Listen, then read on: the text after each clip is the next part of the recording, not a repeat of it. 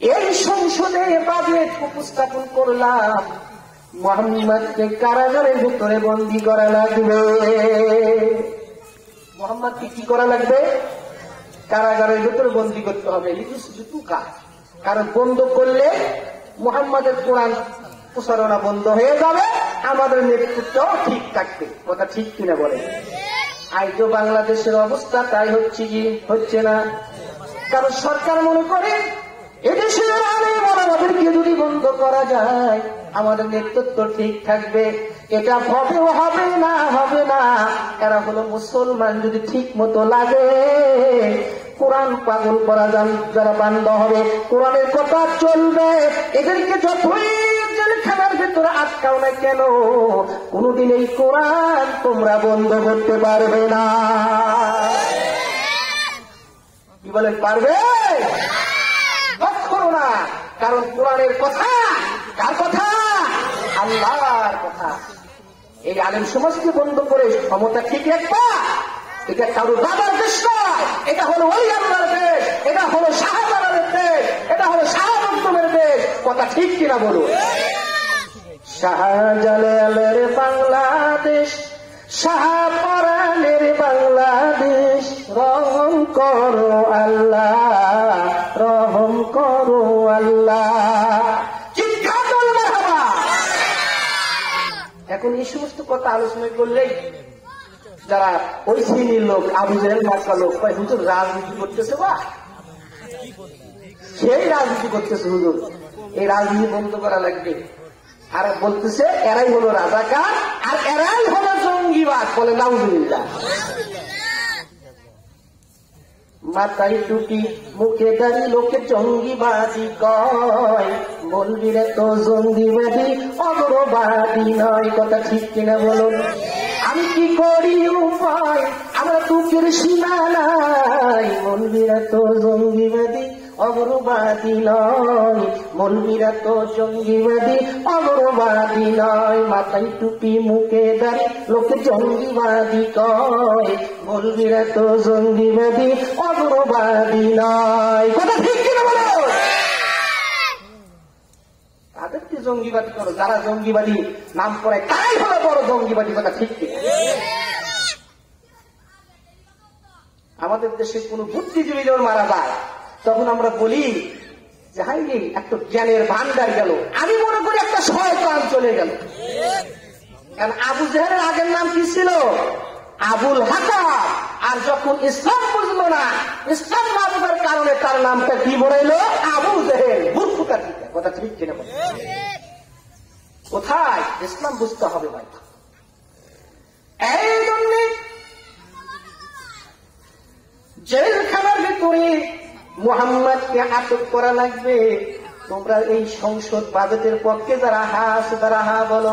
সকলেই হাত তুলে না জবাব দিল, না জয়যুক্ত হয়েছে, না জয়যুক্ত হয়েছে। তার কারণ এটা বাজেটে কখনো পেশ করা যাবে না। কেন? কারণটা কি?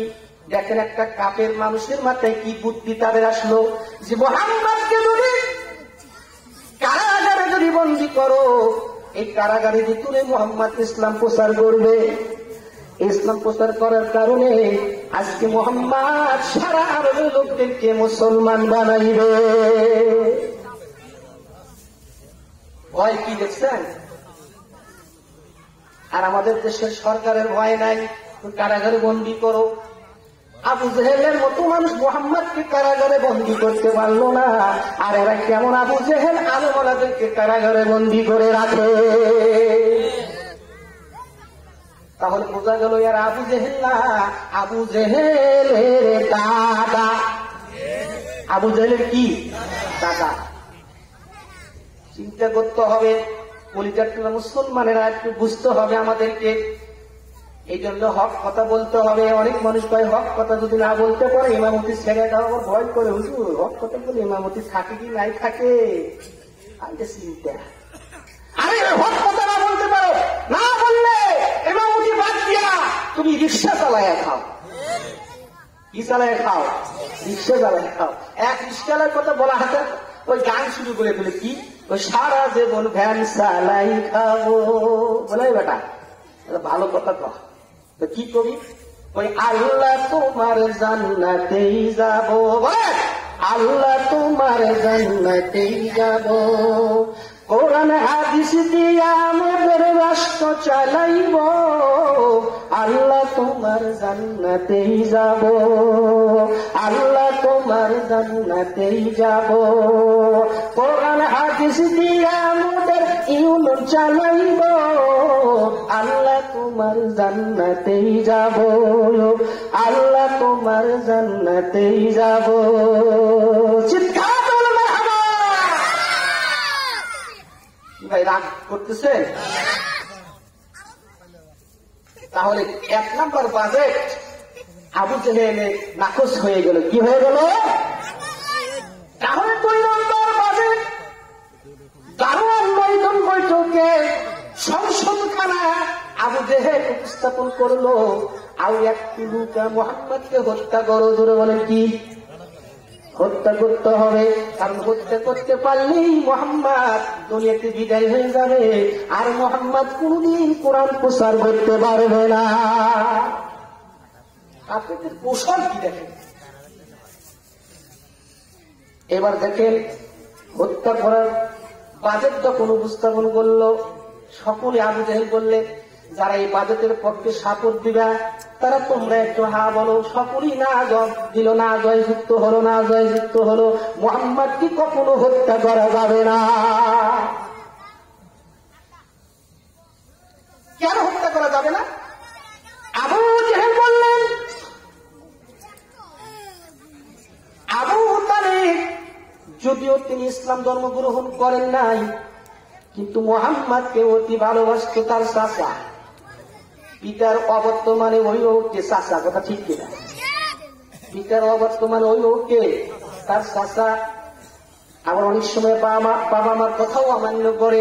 ছেলে লেখাপড়া শিখেছে, লেখাপড়া শিখার পর বাবা বিবাহ করাইবে, এসে ছেলেকে বলতেছে, বাবা বউ দেখলাম, বউ কালো না হয় কিন্তু কোরআন শরীফ পড়ছে, আমার অন্তর লাগছে ভালো, বাবা তোর এই বিয়ে করা লাগবে। বেটাটাই নো লাই, দরকার পর আপনি করেন। এরকম ছেলে নাই? বাপ মার কথা অমান্য করে। বাপ যদি লেখাপড়া শিখাতে পারে, আর তো কি বিয়ে বাড়াতে পারবে না?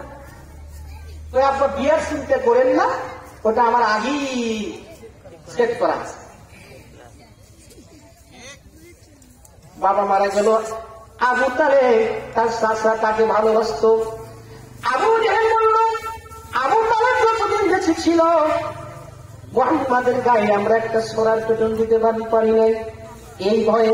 এখন আবু তালেব মারা গেছে, মুহাম্মদকে হত্যা করা আমাদের একদম সহজ হবে। এই জন্য মুহাম্মদকে হত্যা করা যাবে না। হত্যা করলে একজনের উপর দায় এসে যাবে। আমি আবু জেহেলের উপর মামলা করবে কুরাইশ বংশরা, কুরাইশ বংশরা আমাকে ছাড়বে না। আজকে জেলখানার ভিতরে আলেমদেরকে তুমি মারলা, আলেমদেরকে আজকে ফাঁসির কাস্টে ঝুলাইলা। এরা যদি বাতিল শক্তির সাথে মাথা নত করতো, অবশ্যই তারা বেঁচে যেত। বাংলাদেশের এক মুসলিম বাঁচার কারণে, পিঠ বাঁচার কারণে বাতিলের সঙ্গে মিল দিয়েছে, কথা ঠিক কিনা? আর এক মুসলিম কাল বের হয়ে আইনি, তিনি একটা কি হয়ে গেছে, ডাঙ্গরের পার্টি হয়ে গেছে, বিদ্বান, তাদের সহযোগী হয়ে গেছে। তাই বোঝেন কি এর ভেতর আছে। বাতিলের সাথে মাথা নত করলে সব পাওয়া যায়, খোলা খুরমা অনেক কিছু পাওয়া যায়, এটা ঠিক কিনা? আজকে দেখেন যারা বাতিলের বিপক্ষে রয়েছে, বাতিলের সঙ্গে আপোষ করে নাই, এরা এদেরকে ফাঁসির কাস্টে ঝুলানো হয়েছে। কোরআনের পাখি আল্লাহ মাদুল্লাহ রসুল সাইদি তো মারা হয়েছে। আজকে অনেকে জেলখানা আছে, আমির হামদের মতো বক্তা বের হলো, অনেক জেল থাকলো। এরপর মমিনুল হক, মাইনুল হককেও আজকে জেলখানার ভিতরে রাখা হয়েছে। এই আলেমদেরকে আজকে তুমি বেরোচ্ছ, এর জবাব একদিন তোমার দেওয়া লাগবে। ওই দিন কিন্তু তোমার আর রক্ষা নাই, রক্ষা নাই। কোথায় আজকে মুসলমানদের, আজকে আলমারা আল ওয়ালামা ওয়ারাসাতুল আম্বিয়া, আমরা হলাম নবীদের ওয়ারিস, আমাদের সঙ্গে আজকে খারাপ ব্যবহার করতেছো, আমাদের শুধু ভালো আচরণ করতেছো না, আল্লাহ তোমাকে দেওয়া করবে, কথা ঠিক কিনা? এই জন্য 3 শ্রেণী ব্যক্তি প্রতি আমার আল্লাহর মানল, 3 শ্রেণী ব্যক্তি দোয়া কবুল হয় না। 1 নম্বর হলো ওই মাতাব্বর, ওই শাসনকর্তা জনগণ চায় না কিন্তু জোর করে থাকে, আছে কি নাই? জোর করে হবে, বাপ কি পাও, এই ব্যক্তির প্রতি আল্লাহ নাল্লত বর্ষিত হোক। 2 নম্বর ব্যক্তি হলো যে ব্যক্তির স্বাধীনতা, স্বাধীনকে হরণ করে নেওয়া হয়েছে। আমার গোটা আমি দিব, যাকে খুশি তাকে দিব, এই স্বাধীনতা আছে ভাই? জোরে বলেন আছে, জোরে বলেন আছে। ভোট দেওয়াই লাগে না। 18 সালে আমি ভোট দিতে যাবো, প্রথম ভোটে আসে শুধু যাওয়ার কারণে বলে কি আপনার ভোট হয়ে গেছে, যাওয়ার আগে ভোট হয়ে গেল, বা বলে কোন মরত আমার ভোট দিল রে, তাকে ছাড়বো তো। সেই সময় আসতেছে, সেই সময় আসতেছে, আজকে মাঠকে আমাদেরকে খালি করতে হবে, কথা ঠিক কিনা? রাজি আছেন তো?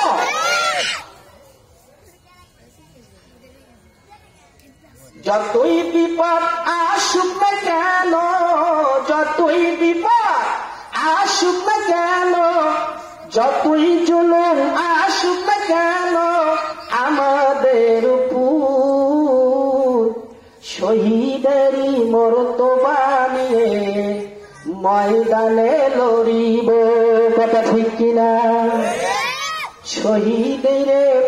শহীদের তামান্না নিয়ে ময়দানে লড়িব, কথা ঠিক কিনা বলো?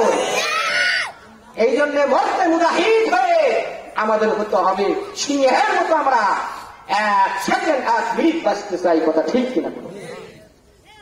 আমার এই যে পূর্ব দিকে উঠতেছে, পশ্চিমে অস্ত যাচ্ছে, দিন যাচ্ছে, রাত আসতেছে, এই সময় এই দিনের দিন নয়, আরো দিন আছে, এই দিন নিয়ে যাবে ওই দিনের কাছে, সেদিন বোঝা যাবে কয়দিন।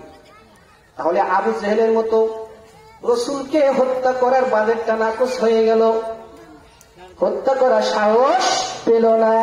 আর আমাদের বাংলাদেশের শাসক সাহস পায়, এই জন্য আল্লাহ বলছেন ওয়াকাতিলুহুম হাত্তা লা তাকুনা ফিতনাতুন ওয়া ইয়াকুনা দীনু কুল্লুহু লিল্লাহ। আল্লাহু আকবার। যতক্ষণ পর্যন্ত জমিন থেকে তোমাদের ফিতনা মূলোৎপাটন না হবে, ততক্ষণ পর্যন্ত তোমরা আল্লাহ রাস্তায় লড়াই করো। কার কথা? আল্লাহ। ফিতনা কি? পুঁজিবাদ, সাম্যবাদ, জাতীয়তা, ধর্মনিরপেক্ষতাবাদ, জাতীয়তাবাদ, এইগুলি হলো ফিতনা। আমরা যদি না লড়ি তাহলে আল্লাহ বললেন তোমাদের উপর এমন একটা শাসন গোষ্ঠী আমি নিয়োগ করে দিব, তোমাদের উপর নির্যাতন করবে, নির্যাতন শিকার হবে। আর তোমরা যদি এটা প্রতিহত না করো তোমাদের মৃত্যুটা হবে নেফাক, মুনাফিকি মৃত্যু হবে। বলেন নাউজুবিল্লাহ। আমরা কি মুনাফিকি হয়ে মৃত্যুবরণ করতে চাই? কখনো চাই না। এই ক্ষমতার অধিকারী কে? আল্লাহ। আল্লাহ যখন চাবি ঘুরাবে ভাই, ওদিন কিন্তু আর রক্ষা নেই। কি বলেন, রক্ষা আছে? লালন সাহেব গানগুলো গাইছে, গানের সাথে মিল আছে। ঘরের চাবি, চাবি পরারি হাতে রে, ঘরের চাবি।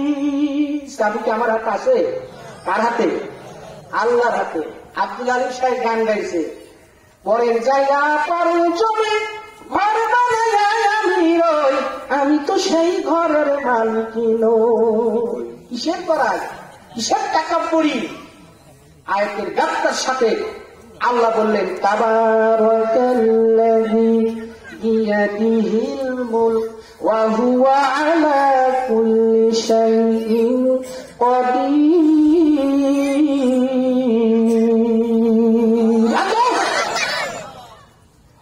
এই জমিনের সার্বভৌমত্ব কে? জোর বলেন কে? আল্লাহ হলো মালিক। কেউ স্থায়ী মালিক হতে পারে না, এক আল্লাহ হলো আমাদের স্থায়ী মালিক, আর এই দুনিয়ায় হলো আমরা অস্থায়ের মালিক। তাহলে অস্থায়ী জগতে বড়াই আমরা করতেছি ভাই। যখন আজরাইল আমাকে আপনাকে জানটা কবজ করে নিয়ে যাবে, ওদিন আমাদের কি অবস্থা হবে? এবার 3 নাম্বার বাজেট, জোরে বলেন কয় নাম্বার? 3 নাম্বার বাজেটটা উপস্থাপন করলেন। তাকে এই মক্কা থেকে বের করে দিতে হবে। মক্কা থেকে কি করতে হবে? বের করে দিতে হবে। তখনকার সময় আর এখনকার সময় মিল আছে কি নাই? জোরে বলে আছে কি নাই? অবশ্যই আছে। অনেক আলেম ওলামা কোরআন হাদিসের কথা বলার কারণে আজকে বিদেশে তাদেরকে পাচার করে দেওয়া হয়েছে, কথা ঠিক কিনা? বিদেশে নির্বাসিত করা হয়েছে। রাসূলকেও এই মন্তব্য করলেন। ধরুন নতুন নতুন বৈঠকে সংসদে আবু জাহেল পাশ করার চেষ্টা করলেন, কিন্তু আবু জাহেল বললেন এই বাজেটের পক্ষে যারা তোমরা রাজি আছো তারা হা বলো। তারা বলে না জয়যুক্ত হলো, না জয়যুক্ত হলো। এই বাজেটটা নাকচ হয়ে গেল। কেন নাকচ হলো? অনেকে মন্তব্য করতেছেন এই বাজেট উপস্থাপন করা যাবে না। বলে কেন যাবে না? বলে সংসদে বাজেট পাশ করা হয়, এই মুহাম্মদকে যদি অন্য জায়গায় চলে যায় সেখানেও তিনি ইসলাম প্রচার করবে, সকল লোকদেরকে মুসলমান বানাইবে, ওদিন থেকে আমাদের নেতৃত্ব আর কেউ মানবে না। এই কথা কি বুঝতেছেন? আমাদের আর মানবে না, আমাদের নেতৃত্ব আর থাকবে না, কথা ঠিক কিনা বল? তাহলে এটাও বাজেটটা নাকচ হয়ে গেল। চিন্তা করলো মুহাম্মদের ব্যাপারে কি করা যায়। সবাই একটু চিন্তিত হয়ে গেল, কি করা যায়? আমাদের নেতৃত্ব ঠিক রাখতে হবে। তার কারণ হলো যারা কোরআনের বিপক্ষে কাফের বলে ওয়াকালাল্লাযীনা কাফারু লা তাসমাউ লিহাযাল কুরআনি ওয়ালগাউ ফীহি লাআল্লাকুম তাগলিবুন। আল্লাহু আকবার। আচ্ছা আলোচনাগুলো আমি বলবেন। হ্যাঁ, না? আচ্ছা শেষ করুন। এবার কোরআন যখন বিশ্বনবী পড়বে তোমরা হই হাল্লা করবে, মুহাম্মদ কোরআন পড়া থেকে বিরত থাকবে। এইভাবে আমরা মুহাম্মদের উপর বিজয় লাভ করতে পারবো। আসলে কি পারবে? চিন্তা করতেছি কি করা যায়। এমন সময় লাঠি ভর দিয়ে একজন ব্যক্তি আসতেছে মুসাফির ঘাসে। এর নামটা কি বলেন? মিস্টার ইবলিস। ধরে বলেন কি নাম? মিস্টার ইবলিস। ইবলিসের বুদ্ধি কম না বেশি? বেশি। আর ইবলিস হলো আমাদের প্রকাশ্য শত্রু। ধরে বলেন কি শত্রু? প্রকাশ্য, গোপনে না, একবার প্রকাশ্য শত্রু। এই ইবলিস এসে বলতেছে তোমরা যতই মাথা কামড়াকামড়ি করো, লোক কামড়াকাম যতই করো, মাথা যতই খেলাও, মুহাম্মদকে তোমরা এইভাবে হত্যা করতে পারবে না। হত্যা করা লাগবে। বলে কিভাবে? বলে 22টা গোত্র থেকে তোমাদের একটা শক্তিমান লোক নিতে হবে। সকলেই দলবদ্ধ হইয়া মুহাম্মদকে যখন হত্যা করবা তখন তোমাদের উপর কোনো দোষ এড়াতে পারবে না। কেন? কোন ঢোলাই মারা গেছে। আচ্ছা, কোন ঢোলাই যদি মারা যায় তার কি বিচার সহজ হয়? মামলা করে কোন লাভ করতে পারে না। এই যে ক্রস ফায়ারে অনেকে হয়ে গেছিল, অনেকে মারছে। আমাদের এলাকায় একজন হয়েছিল, আল্লাহ তাকে বাঁচাইছিল। একবার ক্রস ফায়ার হয়েছিল, মানুষ সবাই একসঙ্গে মারার জন্য চেষ্টা করছিল, কিন্তু সে পলায় গেছে, পুলিশ তাকে তাড়ায় গেছে। তাহলে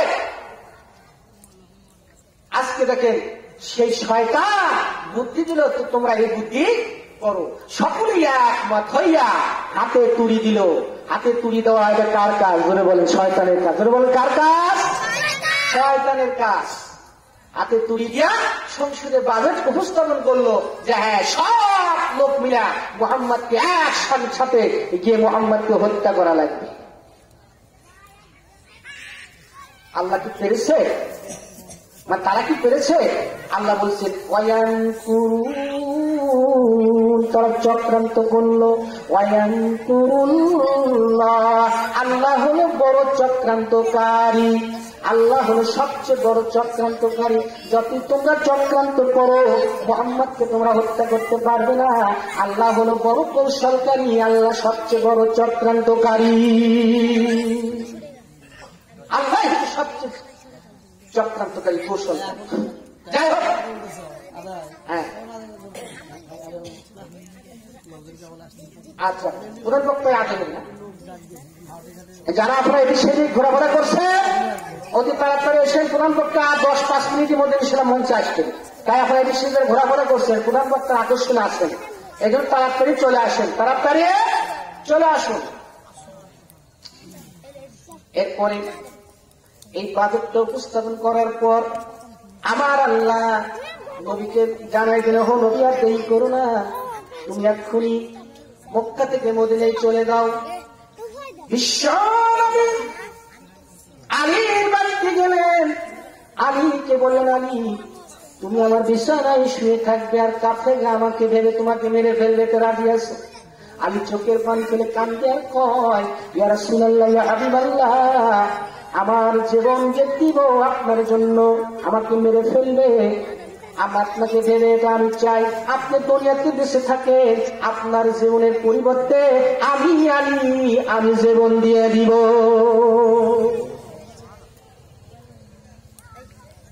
আলী বলতেছেন, হুজুর আপনার পরিবর্তে আমি জীবন দিতে রাজি আছি, আপনি যান। আমার নবী ঘরের ভেতরে বসে, আলী বিছানায় শুয়ে আছেন, চতুর্পাশে কাফেররা ঘেরা। চিন্তা করলো এই মুহূর্তে কি করা যায়, কেমন করিয়া সহিব দয়ার রাসূল তোমার হৃদয়ের বেদনা, কেমন করিয়া সহিব দয়ার রাসূল তোমার হৃদয়ের বেদনা। কাফেররা যাইয়া আলীর বাড়ি ঘিরিয়া, দুষ্ট কাফেররা নবীকে মারতে ছাড়িল না, কেমন করিয়া সহিব দয়ার রাসূল তোমার হৃদয়ের বেদনা। চিৎকার মারহাবা। নবী চিন্তা করলেন, আমার আল্লাহ বলেন, হুজুর চিন্তা করেন না, আপনার বাড়ির পৃষ্ঠে কাফেররা ঘেরারোপ করেছে, আপনি এক মুষ্টি বালি হাতে নেন, আপনি বালি ছিটাইয়ে দেন, আর সমস্ত কাফেরদের চোখের ভেতরে পৌঁছানোর দায়িত্ব আমি আল্লাহ গ্রহণ করলাম। আল্লাহ যদি মারে কেউ বাঁচাতে পারবে না, আল্লাহ যদি বাঁচাই কেউ দুনিয়াতে মারতে পারবে? কি বলেন, পারবে? কখনো পারবে না। তাহলে আল্লাহর নবী এক মুষ্টি বালি ছিটাইয়ে দিলেন, চতুর্পাশে সমস্ত কাফেরদের চোখের ভেতরে চলে গেলেন।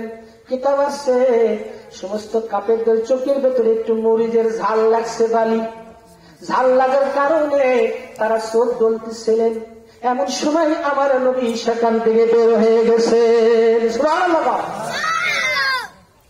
আল্লাহ পারেন কি পারেন না? আল্লাহ অবশ্যই পারে, দুনিয়ার কোন মানুষ মারতে পারবে না।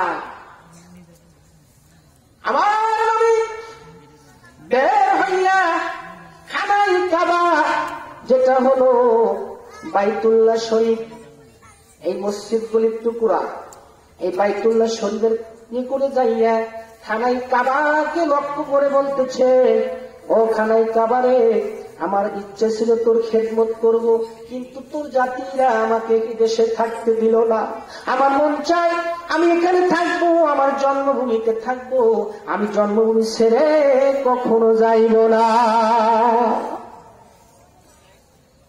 সেখান থেকে আবু বকর দরজায় চলে গেলেন, দরজায় একটু করাঘাত করলেন, করাঘাত করার সঙ্গে সঙ্গে আবু বকর দরজা খুলে দিল। সুবহানাল্লাহ। রাসূল চিন্তিত হয়ে গেছে, আবু বকর তুমি কি দরজা লাগায় ঘুমাওনি, একটু ডাক দিলাম, পরাঘাত করলাম, আর তুমি জাগ্রত হয়ে গেলাম। কারণটা কি? নবীর চোখের, আবু বকরের চোখের পানি ফেলে ফেলে কান দেয়ার কয়, হুজুর আপনি একদিন আমারে বলেছিলেন, আবু বকর রে তুমি ওই সজাগ থেকে কোন দিন যেন মক্কা থেকে মদিনায় আমার যেতে হবে। এই জন্য আমি আবু বকর ঘরের দরজা লাগাই না, ঘরের দরজা লাগাইয়া আমি বালিশের সাথে মাথা ঠেকাই না, দরজার সাথে মাথা ঠেকায় ঠেকায় আমি ঘুম পারি। পরিজাতের মুসলমানেরা, এই জন্য সঠিক কথা আমাদের বলতে হবে। বিশ্বনবী বলেছেন, আবু সাইদ খুদরি রাদিয়াল্লাহু আনহু থেকে বর্ণিত, এমন সময় কথা আফজালুল জিহাদু কালিমাতুল আদলু ইনদা ওয়া সুলতানুন জাইরুন। কারণ আবু সাইদ খুদরি বর্ণিত, উত্তম জিহাদ হলো ওই জিহাদ একটা শাসক গোষ্ঠী, একটা সুলতানুন জাইরুন একটা অশাসক গোষ্ঠী, একটা জালেম শাসক গোষ্ঠীর নিকট উত্তম কথা বলা হলো উত্তম জিহাদ। সঠিক কথা বলাই হলো উত্তম জিহাদ। এই মুহূর্তে এমন একটা সময় সঠিক কথা না বললে আমরা কিন্তু সঠিক জিনিসটা বুঝতে পারবো না। কি বলেন, পারবো? কখনো। আজকে দেখেন, কাফেররা যতই কড়া কৌশল করুক, বিশ্ব নবীকে আল্লাহ পাক নিজ হাতে তাকে রক্ষা করলেন, বড় কৌশলকারী হিসেবে আল্লাহ পাক দাঁড় করালেন। কারণ আবু জেহেল কিন্তু মোহাম্মদ তো ভয় পায়। ভাই, মোহাম্মদ কি পায়? ভয় পায়। আজকে আমরা আমাদের হুজুরকে দেখে ভয় পায় বিদায় হুজুরকে আগে আটকায়। কথা ঠিক কিনা? হুজুর আসুক, সাইজ করবে। আবু জেহেলের কাছে একটা ব্যক্তি, এর নাম হল বিদেশি, এই ব্যক্তি কিছু টাকা পায়। এখন আবু জেহেলের কাছে এসে চায়, আবু জেহেল আজকে কাল কাল্লা পশু, এরকম খালি ভাড়া। আবু জেহেল শামসেরের কাছে যায়, যে দেখো তোমার নেতা আমার কাছ থেকে টাকা নিছে, উট ক্রয় করছে, উটের টাকা পায়, সে তো দেয় না। তোমাদের কেমন নেতা আমার টাকা মারে খাচ্ছে, দিচ্ছে না, তোমরা একটু সাথে তুলে দাও, আমরা নেতার বিচার করতে পারবো না। এই শামসেরা বলতেছেন,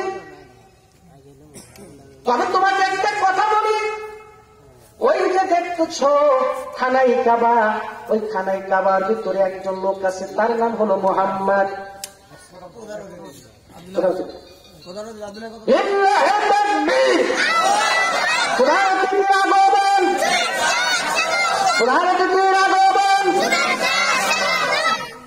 জয় মোহাম্মদ আরিফ মাহমুদ, জয় মোহাম্মদ আরিফ মাহমুদ, আপুরিয়ার পক্ষ থেকে লাল গোলাপ শুভেচ্ছা।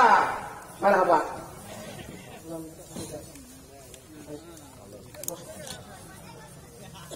এই রাশি ব্যক্তি কিছু টাকা পাবে, আল্লাহ রসুলকে দেখা দেয়, যাও ওই রসুলের কাছে তুমি যাও, তার কাছে গেলে তুমি টাকা পাইবা। তার কারণ হলো মুহাম্মাদের সাথে আবু জেহেলের সম্পর্ক ভালো। আসলে কি ভালো? ক্রিটিসাইজ করতেছে, বলেন না, ঠাট্টা করতে, ঠাট্টা, এই ঠাট্টা মস্কারি আল্লাহ সহ্য করবে না। এবার বলতেছেন, এই বেশি ব্যক্তি মুহাম্মাদের কাছে আসলেন, আসে বলতে, ইয়া রাসূলুল্লাহ, ইয়া হাবিবাল্লাহ, আবু জেহেল কিছু টাকা, আবু জেহেলের কাছ থেকে আমি কিছু টাকা পাই, উৎপুরাই করেছে, আজকা কাল কাল্লা পশু। রসুলকে বলতেছেন, দয়া করে আমার একটু টাকা উঠাইয়া দিবেন। এবার রসুল বলতেছেন, তাই বড় হাত, তুমি আমার সাথে আসো। আল্লাহ রাসূল আগে আগে যায়, ইয়াসি পিছনে পিছনে যায়, আর শামসুল বলে, যাও মুহাম্মাদের সাথে কেমন ব্যবহার আবু জেহেল করে। ওই এক লোককে পাঠাই দিচ্ছে, যাও মুহাম্মাদের সাথে আবু জেহেলের ব্যবহারটা কি ব্যবহার। এবার চাচার বাড়িতে যায়, দরজায় নক করতে, চাচা বাড়িতে আসেন, চাচা। ভেতর থেকে মুহাম্মাদের আওয়াজ শুনে আবু জেহেলের আত্মা গেছে একদম শুকায়। তার কারণ চোরের মন কি, পুলিশ এখানে র্যাব করে, পুলিশের সাথে র্যাব বেশি। এবার আবু জেহেল ঘরের দরজা খুলে দিল। দেওয়ার পর মোহাম্মদ বলতেছে, চাচা এই ব্যক্তি কি আপনার নিকট টাকা পাবে? মোহাম্মদ অস্বীকার করলো না, আবু জেহেল অস্বীকার করলো না, বলতে হ্যাঁ টাকা পাবে। বলে টাকা যদি পায় তাড়াতাড়ি তাকে বের করে দেয়। ওই শামসেরা দেখতেছে সব, ঘরের ভেতরে যায় টাকা এনে মোহাম্মদের সামনে আবু জেহেল মোহাম্মদের সামনে এসে দিয়ে দিলেন, নিয়ে চলে গেল। এবার ওই শামসেরা দলের লোকদের বলতেছে, আজ থেকে আবু জেহেলের নেতৃত্ব আর মানব না। বলে কেন মানবে না? বলে দেখলাম চাচা বাতিজা মিল ঠিকই আছে, মাঝখান থেকে শুধু আমাদের গোলমাল করায়। এই ইউনিয়ন পরিষদে এমপি নির্বাচনে দেখেন দুই প্রার্থী একই জায়গায় বসে চা খায়, মাঝখান থেকে খালি ওই দল শ্রোতারা মারামারি করে কি করে না? সারাদিন দেখতেন যে মিল মানে ঠিকই আছে, কিন্তু রাখতে যায় একই জায়গায় চা বসে খায়, কিন্তু মাঝখান থেকে গোলমাল কিন্তু গেলে আমরা করি। কথা ঠিক কিনা? তোমার নেতৃত্ব মানা যাবে না। এবার কি করলেন? আবু জেহেলকে বললেন, ভাই আপনার নেতৃত্ব মানবো না। বলে কেন? বলে মোহাম্মদ তো আপনার কাছে গিয়েছিল, কেন তাকে গরম গরম চোখ বানালেন না? তাকে তুমি তার প্রতি রাগান্বিত হলেন না কেন? আবু জেহেল বলতেছে, আমি যখন বের হলাম আমার মনটা খুব একদম রাগ ছিল, কিন্তু রাগ হলে কি হবে? কিন্তু আমি যখন টাকার কথা অস্বীকার করব, মোহাম্মদের ঘাড়ের উপরে একটা সর্ব হাত পড়ে আছে, আমি অস্বীকার করার সঙ্গে সঙ্গে এই সর্ব আমাকে গিলে ফেলে দিবে। এই জন্য আমি তাড়াতাড়ি টাকাগুলি বের করে দিলাম ভয়ে। মুসলমানেরা বিশ্বনবীর প্রতি যে ব্যক্তি সাফ হয়ে দাঁড়াইছিলেন ইনি হলেন হযরতে জিবরাইল আলাইহিস সালাম। সুবহানাল্লাহ। এই জন্য আসুন আমরা সঠিক পথে আমরা চলি, কোরআনের পথে চলি, কোরআনের কথা মানি। কথা ঠিক কিনা ভাই? নামাজ আমরা 5 ওয়াক্ত পড়ি। 3 নম্বর হলো নামাজ যে সময় মতো পড়ে না, অসময় পড়ে। এই জন্য সঠিক টাইমে আমরা মসজিদে নামাজ পড়ি। কি বলে ঠিক কিনা? ওযু করে যাও আল্লাহর বাড়ি ও মুসল্লি, ওযু করে যাও আল্লাহর বাড়ি, ওযু করে যাও আল্লাহর বাড়ি গো নামাজি, ওযু করে যাও আল্লাহর বাড়ি। চিৎকার করে মারা হয়। যাই হোক, অনেক আলোচনা হলো। আর আপনারা আজকের এই মসজিদ উপলক্ষে সভা অনেক অতিথি আসছে। আমার ভাই জনাব আরিফ মাহমুদ তিনি আসছেন, তিনি আপনাদের মাঝে বক্তব্য রাখবেন, প্রধান বক্তা আসবেন। এই জন্য আপনারা মুক্ত হাসতে এই মসজিদকে দান করবেন, দানের হাতকে প্রসারী করে মসজিদে উন্নয়ন করবেন। এটা সকলে জানতেন ইনশাআল্লাহ। মাশাআল্লাহ। আমরা বেশি বেশি করে দান করে আল্লাহ পাক তৌফিক দান করুন এবং নামাজি হওয়ার জন্য চেষ্টা করি, নামাজ পড়ি। আল্লাহ পাক আমাদের সকলকে তৌফিক দান করুন। সকল মিলে আল্লাহুম্মা আমিন। আখির দাওয়ানা আলহামদুলিল্লাহি রাব্বিল আলামিন। আসসালামু আলাইকুম ওয়া রাহমাতুল্লাহি ওয়া বারাকাতুহু।